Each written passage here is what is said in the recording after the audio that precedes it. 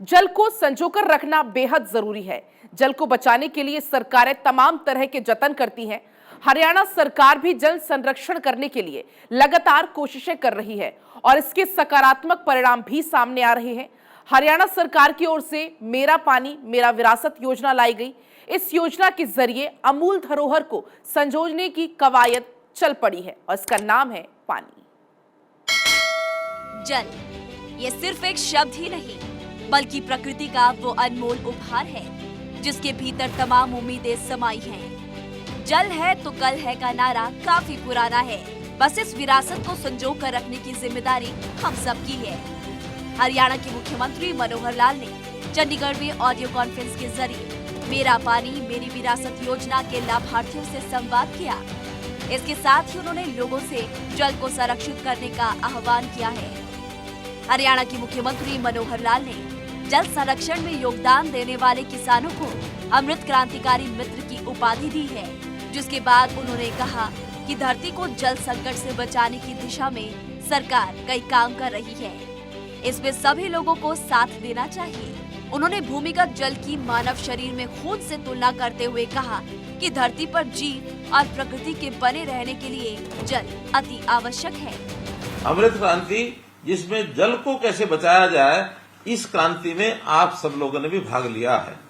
इसीलिए मैं आपको अपना क्रांतिकारी मित्र बता रहा हूं और आपको बताया गया होगा कि आपने अपने इस प्रदेश में पानी को किस प्रकार से व्यवस्थित ढंग से उपयोग करना है, पानी का कैसे कम उपयोग किया जाए, इस पर ध्यान दिया है। उस योजना के आप भागीदार बने हैं।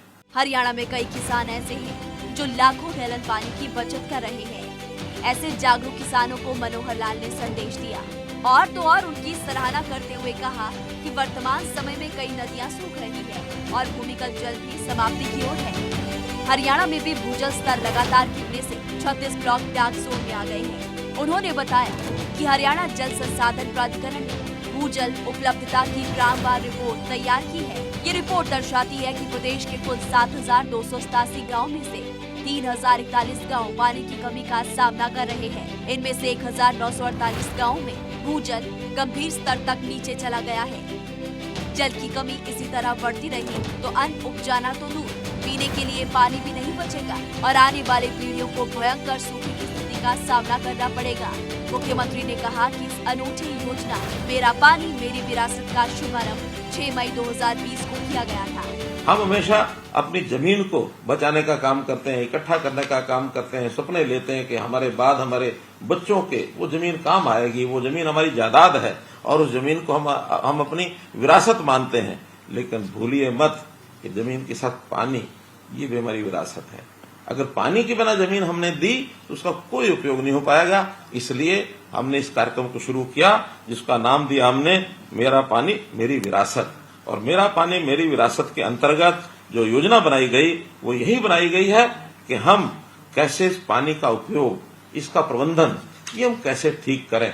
मुख्यमंत्री मनोहर लाल ने बताया कि फसल विविधीकरण करने वाले किसानों को इस योजना के तहत 7,000 रुपए प्रति एकड़ के हिसाब से वित्तीय सहायता प्रदान की जाती है। किसानों को ये प्रोत्साहन राशि 2 किस्तों में सीधे बैंक खातों में दी गई है। मुख्यमंत्री ने बताया कि धान की खेती के लिए सीधे बिजाई करने से भी पानी की 20 से 25% तक बचत होती है।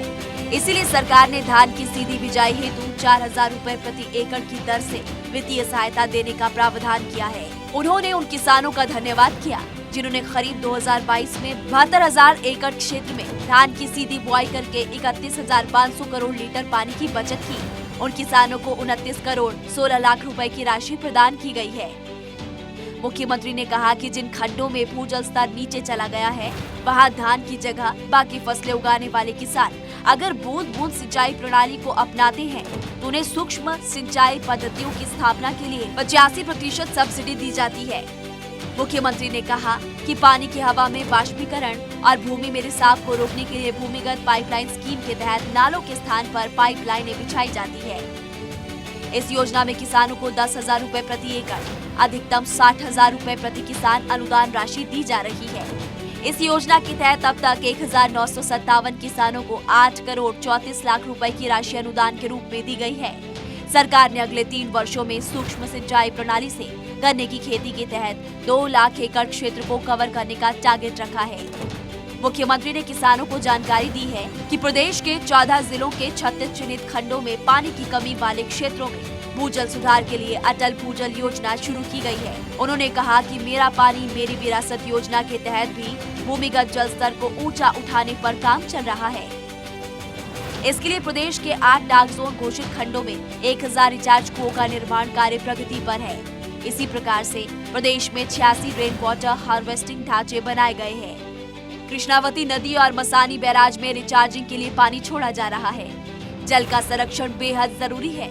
जल एक अनमोल धरोहर है जिसे संजो कर रखना आवश्यक भी है। Bureau report, Bharat 24।